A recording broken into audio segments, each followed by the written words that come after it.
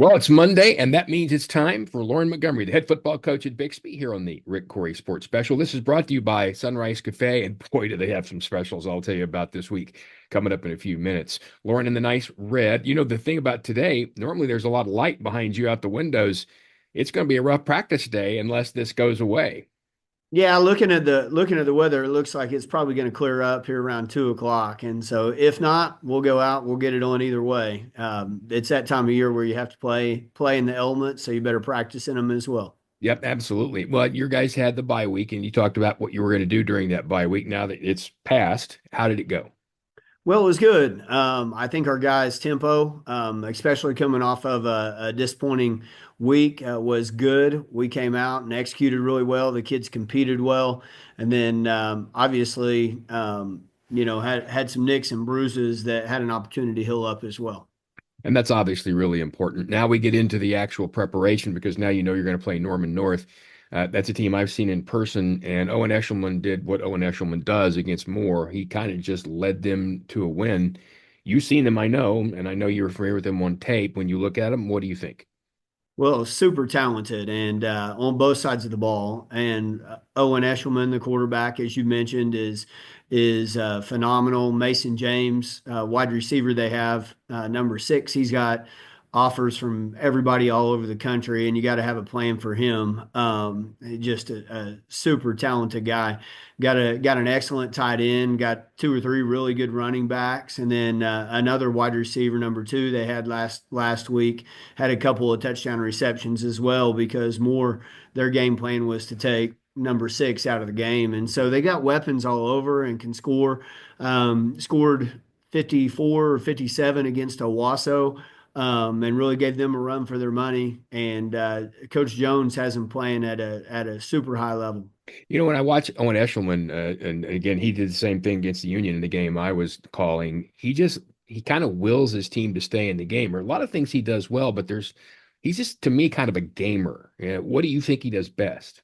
Well, I think he's excellent with his feet. Now he throws the ball really, really well. I mean, that's why they've been able to put up a ton of points against everybody. He can keep plays alive with his feet as well as drop back and throw it to his talented wide receiver core. And so they do a lot of things that stress you offensively. They run a lot of zone read and power read, drop back. They'll give you a lot of different formations, and so very talented and will really stress you out. And then defensively, and I can't remember the young man's name. I wish I could. Zero. That dude was everywhere, and he walks off the bus looking like a player. What do you see on them defensively? Yeah, they run well, mostly run a 3-4 scheme. They've also gotten into some four-man front stuff. We'll have to be prepared for both, but yeah, you're right. Utley is his last name, and just a super good player. He started for him last year, and I think he's 6'4", 260 pounds, looks the part, plays violently. He's long. And then got several other really good defensive linemen. Their corners are lockdown guys, very good players. And so, really just a very good football team. I think it's shocking that they started off the season slow the way they did, but they've shown a ton of grit, and that's the thing that we've talked to about our team is it's a gritty team. For a team to not fold their 10 after going 0-6 the way they started, and then now to be playing at such a high level is remarkable. Yeah, that does tell you they've stuck together, and there's a little worrisome about that because yeah, you're right. Most guys or most teams would probably just kind of slide off down that path. During your bye week, was there a particular part of your team you were working on the most? Well, yeah, I mean, a lot of different aspects where we had some issues, and I think the big deal for us is defensively, staying in coverages, continuing to get pressure, understanding our responsibilities, and I'm glad we worked on it because it's going to be very, very important when we face an option type of offense that we don't get a guy out of place, and so that, and then also from an offensive perspective, what's our identity going to be offensively? We weren't very good offensively in our last outing. We were only 1 for 15 on third downs, and you're really not going to win any games that way. And so For us, it's how are we going to be efficient on first and second down so we have manageable third downs. Yeah. What you talk about defensively there, especially something that we hear all the time in college ball as well, you know that, and that is do your assignment, keep your eyes right. It's hard to teach people because they want to make a play. It's not always somebody trying to make a hero. They just want to make a play. How do you go about keeping them focused on that watching and keeping your eyes right? Well, I think that's the big deal on defense. And I think a lot of, I realize that, especially when I coach my son's team up to the youth, you got dads, trying to coach their sons to make plays and things like that. And really, when you look at a defense, everybody has a gap and a responsibility. And the second one guy tries to do his own thing and get out of that gap or, whatever the situation, make a play, you end up giving up a big play and your defense struggles. And so that's something that we preach to our kids about from the time we get them in eighth grade all the way through. And if our guys show up and do their job and win their piece of the pie, we're going to be good defensively. Is there something you do? Is there a drill you run? Is there a way you do that? I wonder about defensive backs because those poor guys. I mean, if you make a mistake as a linebacker or a lineman, you may get exposed, but there's a lot of skirmishing happening in there. You make a mistake as a corner or a safety, and everybody knows. So, how do you drill that? Yeah, I mean, absolutely. It's just reps, whether it's in your individual drills, the stuff that we do every single day because it shows up in the games, or through our 7-on-7 drills or through our team drills. And we try to stress our guys. We try to script plays that are going to put them in conflict.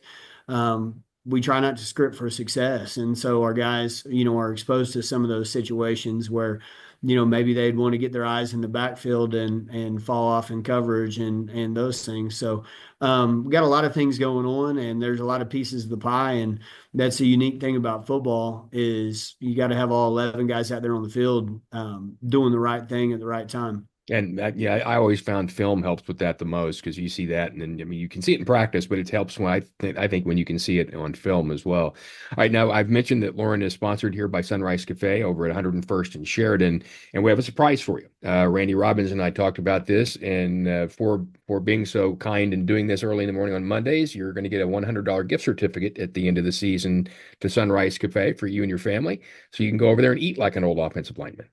Excellent, excellent. Well, I love Sunrise Cafe, and the food over there is excellent. And I'm a breakfast guy. I think it's the best meal of the day, especially when you're talking about the omelets Randy has over there. Yep. Well, we're going to get that to you as soon as the season's over, which it is not for you yet. So let's just dangle that out there right there for now. Okay. I also want to tell you what the specials are this week. The lunch special is a Cuban inspired quesadilla. So imagine a quesadilla, but made like a Cuban sandwich, which was one of my favorite things ever, with ranchero beans for $8.99. But here's the breakfast. It's two breakfast tacos, one bacon, egg, and cheese, the other sausage, egg, and cheese with the Sunrise breakfast potatoes for $8.99. That's it. That's a great price, and that's this week at Sunrise Cafe, 101st and Sheridan. They're right there next to the Sinclair. Go tell Randy we said hello. All right, I know one of the things that coaches don't like to talk about is looking ahead, and I get that. But you're on the same side of the bracket with Norman, and they had a nice win. They still have to win this week, but I know that might be a thing your guys are thinking about. How do you keep them from that?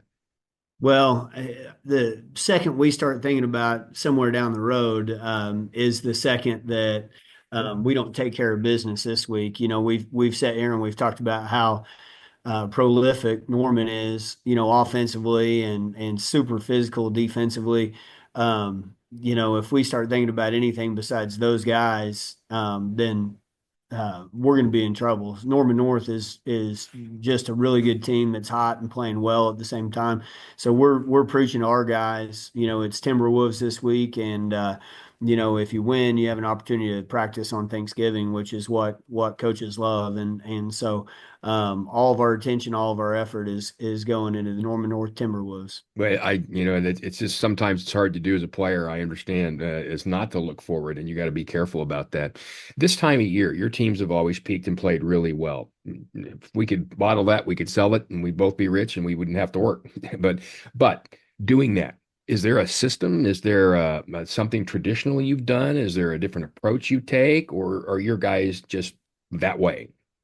Well, I don't think so. I think over the years we've kind of refined what we like as far as practice schedules and processes. But I would say we've come to the conclusion that let's do what we do and stay in our routine. I think coaches, players, everyone involved in the program appreciates routine, appreciates knowing what to expect.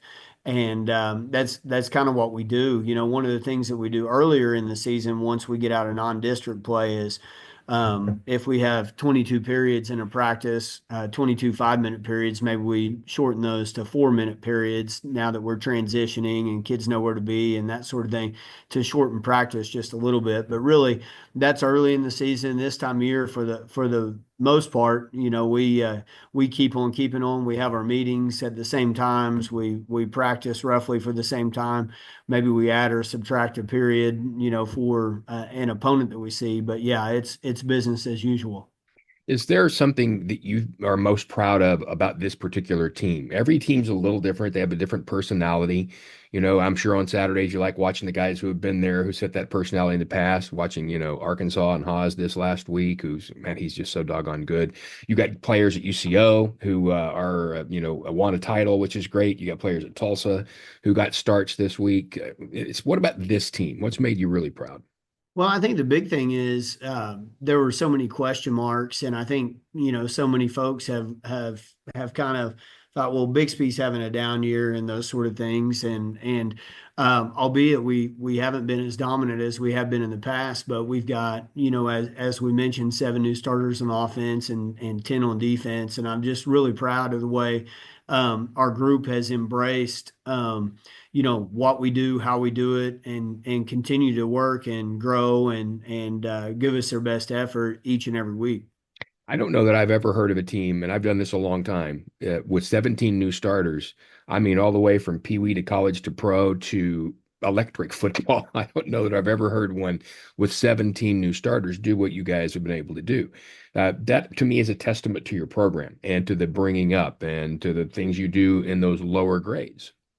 Yeah, and you know we're fortunate here at Bixby. We get our players, you know, in the eighth grade, and we're all housed in one facility. We're here in the end zone facility. In fact, our eighth grade coaching staff, 6 of our 8 guys or 7 of our 8 guys are varsity high school coaches. We practice those guys in the morning.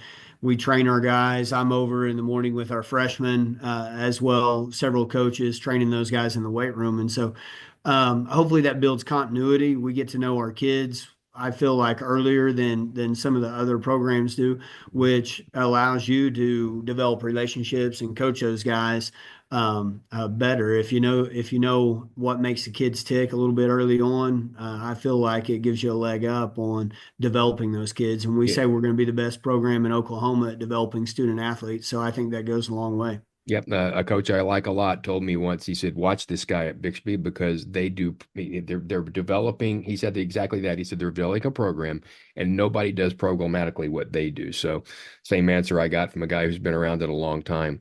I want to ask you one last thing philosophically. I know you were no offensive lineman, just like me. I'm older, but still, as a guy who played offense, what defense or defensive sets gave you nightmares? What did you hate playing against? So, I think part of the reason why we're a 3-4 team at Bixby is because the odd front or the 3-4 allows you to be extremely multiple. And when we came here years ago, we said that's who we wanted to be. And we've morphed over the years. We've had a couple different coordinators. Coach Flowers has been our coordinator, I think, now the last 12 years or 13 years. And he's developed our 3-4 defense, but I think that is the defense that I don't like to see, which is why we run it, if that makes sense. Oh, it does. And Absolutely does. Yeah. and you know now obviously since we go against it every spring and in fall camp, we've got a little bit better understanding of what we like against it. But I still think it's an excellent defense because you can just a simple shift and you can be an even front. You can bring pressure. You've got maybe more athletic guys, which we're cut out for at Bixby. We have more linebacker types and lineman types, and I think that goes for a lot of places. But that's kind of why we are a 3-4 scheme.